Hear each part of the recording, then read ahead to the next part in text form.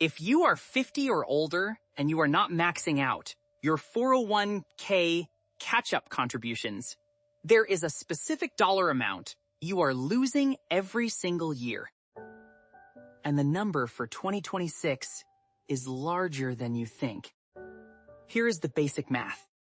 In 2026, the standard 401k contribution limit is $23,500 for everyone. But if you are 50 or older, the IRS lets you contribute an additional $8,000 as a catch-up contribution. That means your total maximum contribution is $32,500 per year. That is an extra $8,000 of tax-advantaged space that younger workers simply do not have access to. But here's where the Secure 2. Zero changes kick in starting in 2026. And this is the part most financial content gets completely wrong. If you earned more than $150,000 in FICA wages in the prior calendar year, your catch-up contributions must now go into a Roth 401k account rather than a traditional pre-tax 401k. This is a massive change that affects exactly the demographic watching this video.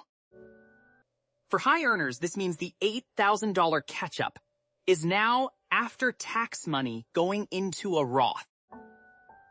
Here's the thing. The benefit is that all future growth and withdrawals from that Roth catch-up money will be completely tax-free. The downside is that you lose the immediate tax deduction on that $8,000. Here's the thing.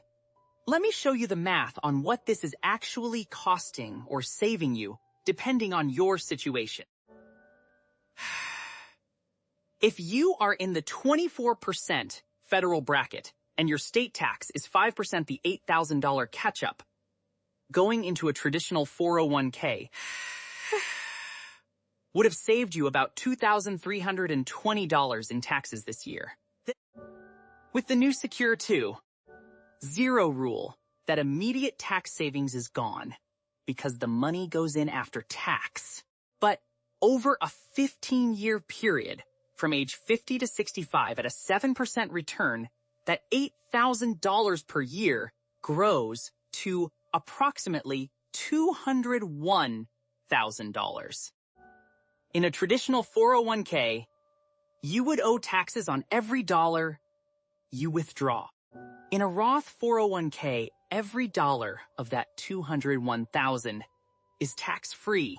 For many people, the tax-free growth more than compensates for the lost upfront deduction, especially if you expect to be in a similar or higher tax bracket in retirement. Here is the real cost of not maxing out the catch-up at all. If you are 50 years old, contributing zero to the catch-up, when you could be contributing $8,000 per year, over 15 years at 7%, you are permanently giving up roughly $201,000 of additional retirement savings. And if your employer matches any portion of those contributions, the cost is even higher because you are also losing free matching money. For people earning under $150,000, the catch-up still goes into traditional pre-tax accounts, and the math is even more straightforward. An $8,000 contribution at a 22% marginal rate saves you $1,760 in taxes this year. Over 15 years, you accumulate $201,000. And you can decide later whether to do Roth conversions in lower income years. Here's the bottom line. If you are 50 or older and you can afford it, max out the catch-up contribution. The tax treatment changed in 2026. but the core math has not. Additional tax-advantaged retirement space is worth more than almost any other use of those dollars, because the combination of tax deferral and compound growth over a long horizon